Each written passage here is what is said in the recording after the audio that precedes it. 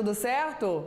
Olha só, Claudete Pessoa em ação para quê? Treinamento da Lei 8.112, Banca CESP, e o nosso foco é o regime disciplinar, né, as regulamentações do regime disciplinar aplicável ao servidor público federal, e o treinamento é focado nesta banca, né, que dá ansiedade nos candidatos, tem lá uns trimeliques porque uma questão respondida errada, né? Errou a questão, ferrou. Por quê? Porque além de ela não contar a ponta, ela ainda anula uma certa.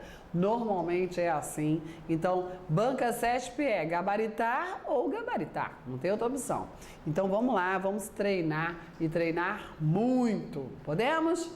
Acerca do regime jurídico dos servidores públicos civis da União, cada um dos próximos, né, o próximo item, né, representa uma situação hipotética seguida de uma assertiva. Essa redação aqui está muito boa não, mas o interessante é, vamos analisar. O Tribunal Regional Eleitoral recebeu denúncias sobre supostas irregularidades praticadas por José, um dos seus analistas judiciários, ok?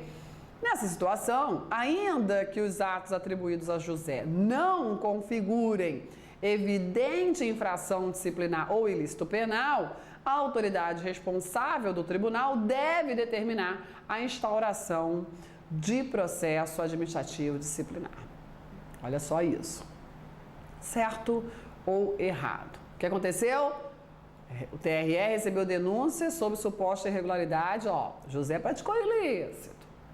Aí, ainda que os atos atribuídos a José não configurem evidente infração disciplinar ou ilícito penal, olha só, não configura evidente, supostas irregularidades, mas ainda não está evidente, lógico que não está evidente, não teve, né? Ainda que não configure evidente infração disciplinar ou ilícito penal, a autoridade responsável do tribunal deve determinar a instauração do processo disciplinar. Aí muitos vão pensar, é verdade, porque ainda não é evidente, né? Mas existem indícios, né? Existem notícias de irregularidade. Ele não precisa de evidências, ele precisa de supostas, né? Suposta prática de ilícito penal, tem que ter ali uns indícios suficientes. Não precisa da evidência da infração disciplinar para determinar a instauração, né? Mas essa afirmativa aqui, ela está errada. Ué, como assim? Ainda que os atos atribuídos a José não configurem evidente, ainda que não configure evidente infração disciplinar ou ilícito penal, a autoridade responsável deve apurar? Deve apurar. A pegadinha aqui é o seguinte, deve determinar a instauração do processo disciplinar? O erro está aí. Banca CESP, né? Está errado, por quê? Olha só, o artigo 143... ele determina que, tendo notícias, né, sabendo de supostas irregularidades praticadas por servidor, a autoridade administrativa deve apurar através de sindicância ou PAD. O PAD, ele não é obrigatório, ela não deve determinar a instauração de PAD. Ela deve apurar. Agora, ela tem dois caminhos para apurar, ou sindicância ou PAD. Entendeu? Um dos dois. Deve instaurar o PAD? Não. Ela pode instaurar a sindicância. Lógico, ela pode instaurar um PAD direto, sem instaurar a sindicância prévia? Pode, com certeza.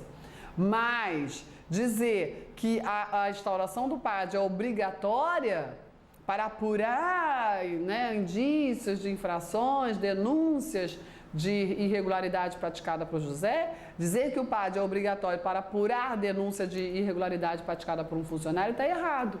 Porque o PAD não é obrigatório. O PAD é obrigatório quando se verificar que a infração é grave e que a penalidade, uma vez apurada a infração e comprovada, ela vai ser grave. Suspensão acima de 30, demissão, cassação. Aí sim.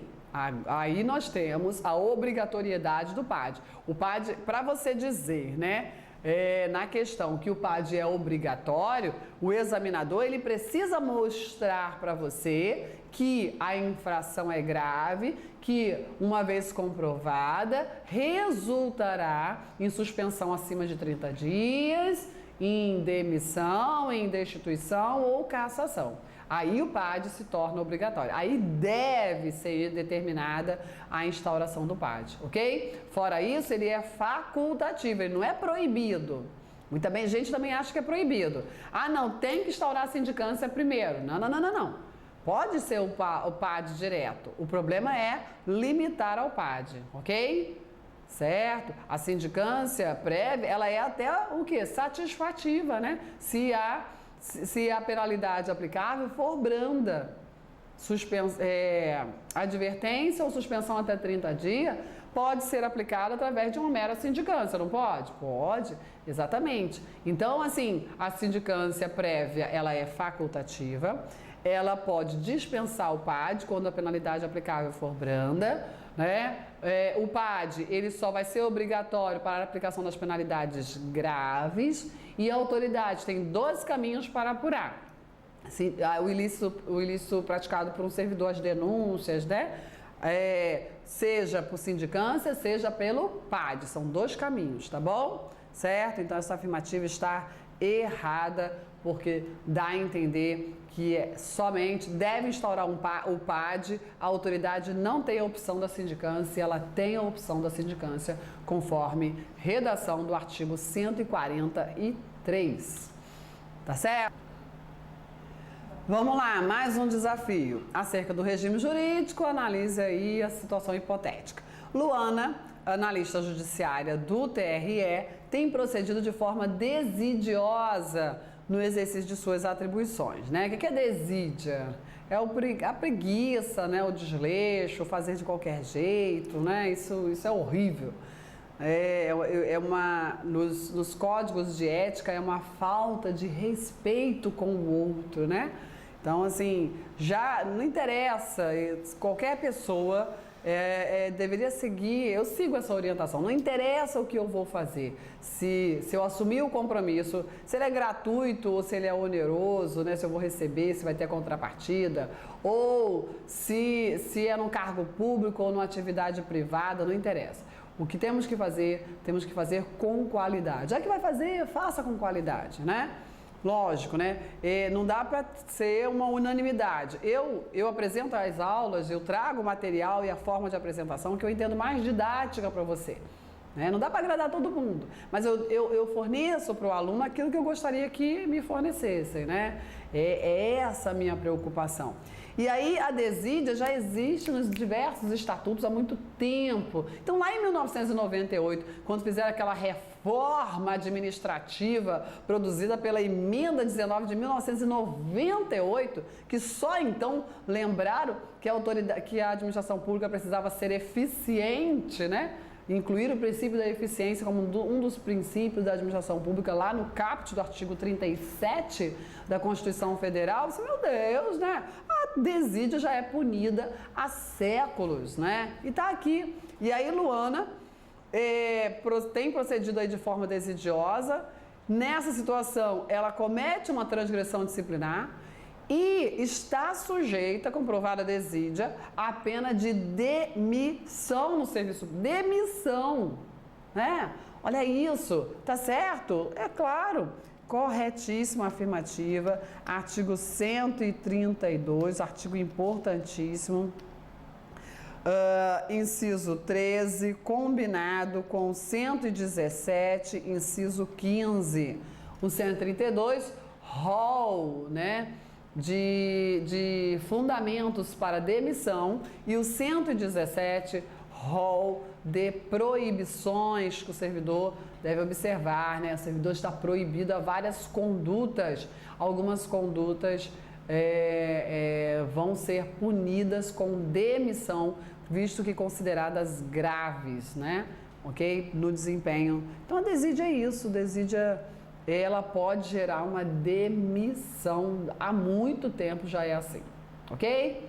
Seguindo, Com referência às disposições do regime jurídico, julgue o item que se segue. Servidor público, aposentado, em cargo técnico de determinado ministério, poderá acumular cargo em comissão de gestor em outro ministério, mesmo que esse servidor não seja das áreas da saúde ou de ensino. Olha que interessante, né? O aposentado. Bom, qual é o núcleo da questão? Acumulação de cargo, né? Tratar de acumulação de cargo. E aí, acumulação de cargo é um tema já muito cobrado em prova, muito.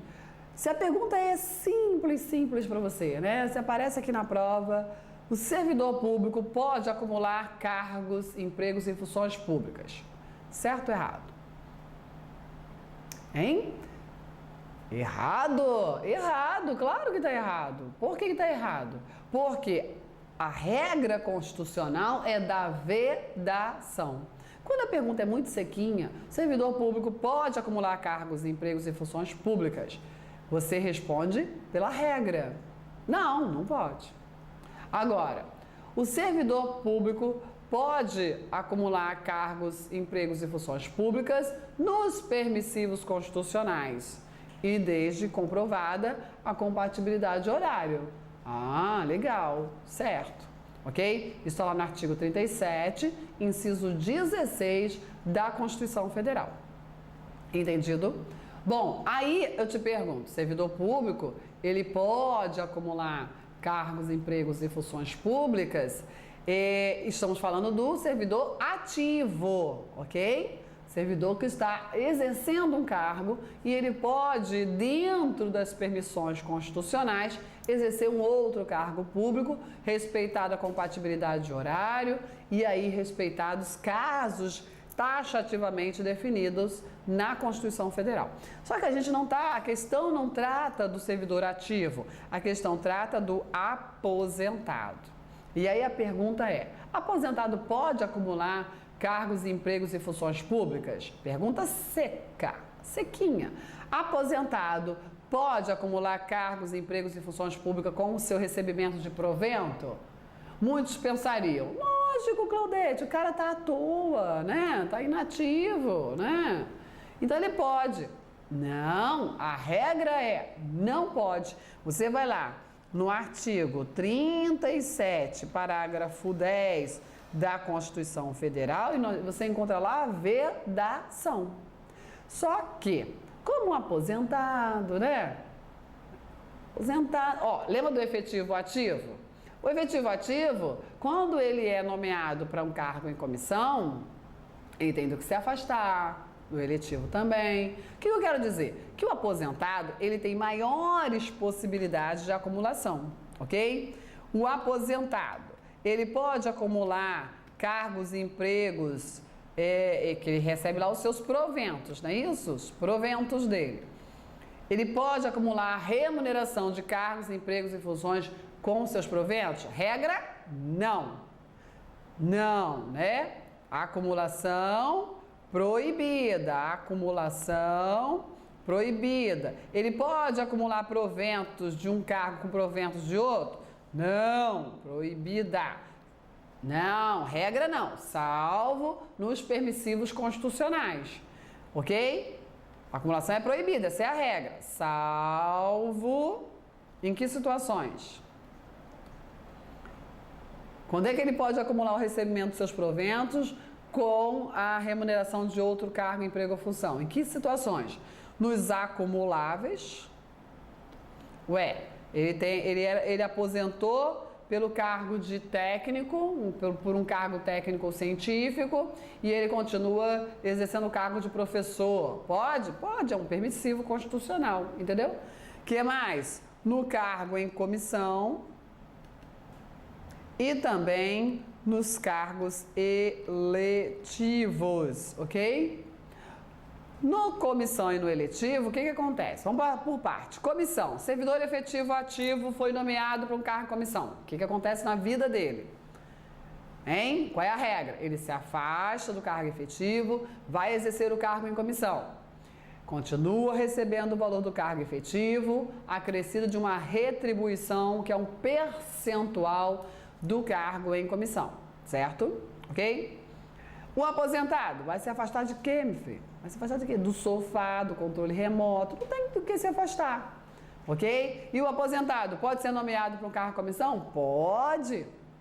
E aí, o que ele vai receber? Ele vai receber 100% dos proventos e 100% do comissão, entendeu? E não vai receber um percentual do comissionado, como acontece para o servidor ativo, né? Que se afasta do exercício do seu cargo efetivo. Não, o aposentado ele recebe 100% dos proventos, 100% do cargo em comissão. Sempre lembrando que ele é tratado, o aposentado no cargo em comissão, como exclusivamente comissionado. E aí quer dizer que, nessa condição, no cargo comissionado, ele vai observar o artigo 40, parágrafo 13, quer dizer que ele vai receber os seus proventos pelo regime próprio de previdência e ele vai receber a remuneração do cargo em comissão vinculado ao regime geral de previdência. Ele é tratado como exclusivamente comissionado. Então ele fica no regime geral, quer dizer que o aposentado no cargo em comissão ele pode trabalhar até depois dos 70, 75 anos. Porque ele está no regime geral de previdência e lá não tem a compulsória, ok? No regime próprio é que tem a compulsória, mas no regime próprio ele já está aposentado, ele já recebe os proventos. Isso é muito interessante, poucas pessoas percebem isso. Tá tranquilo? Bom, e do eletivo? Qual é a regra? Servidor efetivo eleito. Qual é a regra? Em regra, ele se afasta, foi eleito deputado, senador, governador, presidente. Ele se afasta do cargo efetivo, não recebe nada do efetivo, recebe o subsídio do eletivo. Aposentado, não tem do que se afastar, continua recebendo 100% dos seus proventos e recebe 100% do subsídio do eletivo. Por isso que muitos aposentados vão para o comissionado ou para o eletivo, muitos, né? Temos vários aposentados no serviço público que está lá no legislativo, no executivo, está lá, ok? Certo? Então, assim, vamos voltar lá para a questão. Servidor aposentado, né? Poderá acumular cargo em comissão de gestor em outro ministério, mesmo que esse servidor não seja das áreas da saúde ou de ensino, porque quis induzir que só da área da saúde e de ensino que pode acumular, hein? Cuidado, preste atenção. Se fosse do efetivo, poderia ser, mas aposentado não. Essa questão aí está perfeita, né? Não tem por que ter dúvida da afirmativa, está adequada de acordo com a Constituição Federal. Mais um desafio. Com referência à disposição do regime jurídico, Lei 8.112, julgue. Servidor público aposentado poderá ter sua aposentadoria cassada em função de condenação por infração vinculada ao cargo público anteriormente ocupado, certo ou errado. Cassação de aposentadoria, né? O que é isso? É uma penalidade grave, né? A cassação de aposentadoria, ela é semelhante à demissão. Cassação, demissão. Qual a diferença? A cassação é aplicável ao inativo, enquanto que a demissão é aplicável ao servidor ativo, ok? E aí, o artigo 134 tem a seguinte redação: será cassada a aposentadoria ou a disponibilidade do inativo que houver praticado na atividade falta punível com demissão. Então, assim, o servidor aposentado poderá ter sua aposentadoria cassada por condenação, em função de condenação por infração vinculada ao cargo público anteriormente ocupado? Sim, poderá. É exatamente isso. Essa cassação, ela assim, para fins doutrinários, ela é meio polêmica, sabe? Porque a cassação, antigamente, no serviço público, ela era um prêmio, né? Quando ela deixa de ser um prêmio e passa a ser produto de uma contribuição, isso é polêmico demais. Mas, enfim, deixa quieto. Não vão entrar nesse mérito. O importante é que você tem que saber que sofre cassação o servidor inativo, que lá na inatividade comprovaram que ele praticou um ilícito passível de demissão. Tá bom? Desculpa. Então é isso. Passível de demissão, aí ele já está inativo, aí a penalidade aplicável é a cassação e não a demissão. Show? Vamos lá. A respeito da Lei 8.112, cada um dos itens apresenta uma situação hipotética, ok? E uma assertiva a ser julgado. Um processo administrativo disciplinar instaurado para apurar possíveis irregularidades cometidas por um servidor público federal revelou desvio de verbas públicas. Nessa situação, o eventual ajuizamento da ação penal não extinguirá o processo administrativo contra o servidor. Certo ou errado? Olha lá, processo administrativo disciplinar para acontecer, esse é o núcleo, processo administrativo disciplinar, para quê? Para apurar a irregularidade do servidor. Nessa situação, eventual ajuizamento de ação penal não extinguirá o processo administrativo do servidor. O desvio de verbas públicas é um ilícito penal? Sim. É um ilícito administrativo? Também. É um ilícito civil? Também. Né? Causa prejuízo, dano ao patrimônio. Olha lá o artigo 125 da Lei 8.112, o princípio da independência das instâncias processuais, né? Nós temos lá, as sanções civis, penais e administrativas poderão cumular-se sendo independentes entre si, né? Então, as instâncias processuais são independentes, o servidor pode responder por um único ato, né, por uma única prática, ele pode responder a 3 processos. Né? Desviou verba pública, vai responder a um processo administrativo, que é ilícito administrativo, é um ilícito penal, né? E também causa prejuízo, é um ilícito civil, é claro, né? Então, assim, pode ele responder as 3, essa é a regra. Tem exceção? Tem, né? A sentença penal condenatória a sentença penal absolutória por negativa de autoria ou de materialidade, ela pode, é claro, absolver, afastar, ela vai afastar a responsabilidade administrativa do servidor. Mas tem questão sobre isso, não vou detalhar isso agora não, tá bom? Seguindo, a respeito dos servidores, julgue o item subsequente. Não é possível a acumulação de um cargo de professor com outro de caráter científico, técnico ou científico, se a soma da carga horária ultrapassar o limite de 60 horas semanais, pois não há, nessa situação, o requisito constitucional da compatibilidade de horários. Certo ou errado? Isso aqui é interessante, né? Porque o núcleo da questão, o que é? Compatibilidade de horário. O que é compatibilidade de horário? Né? É o total da carga horária trabalhada? Eu costumo dizer o seguinte, olha só.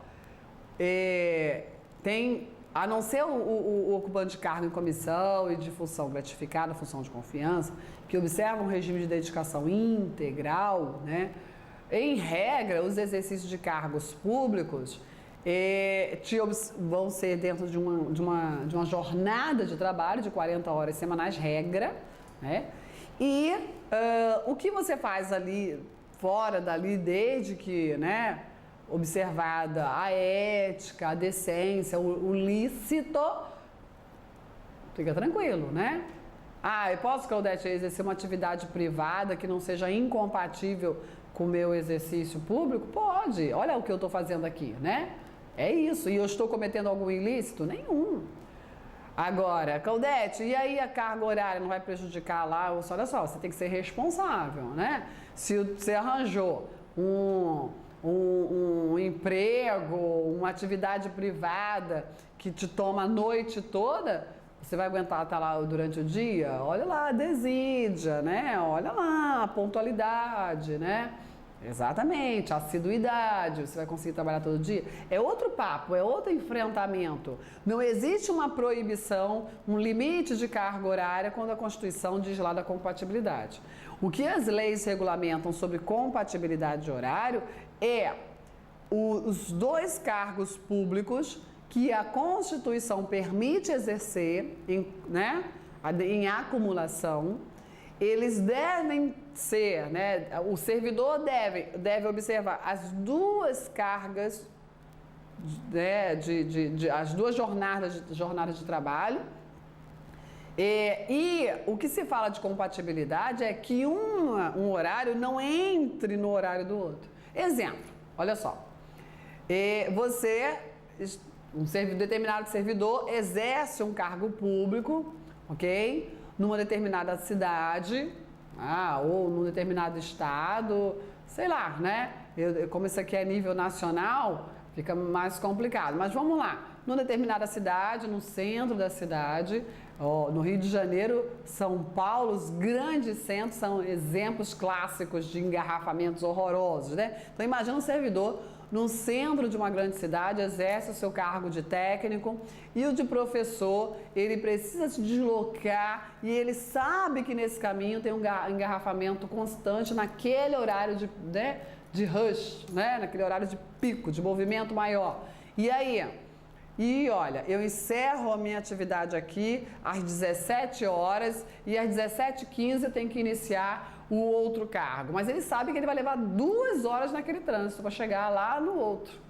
Entendeu? Isso é compatível? Os horários são compatíveis? Não, porque tem que se considerar o deslocamento entre um exercício e outro. Ok? É nesse sentido que se fala que se deve pensar, que se deve entender a compatibilidade de horário e não esse limite de 60 horas semanais, nada a ver. Não é disso que trata a Constituição, ok? Então essa afirmativa está errada. Olha lá o artigo 37, inciso 16, quando trata da compatibilidade de horário, não fala em nenhum momento do limite semanal de horas trabalhadas pelo servidor. Tá certo? Ok? Bom, olha só. O meu tempo desse vídeo já se esgotou, mas tem mais treinamento. Daqui a pouquinho eu volto. Tchau, tchau.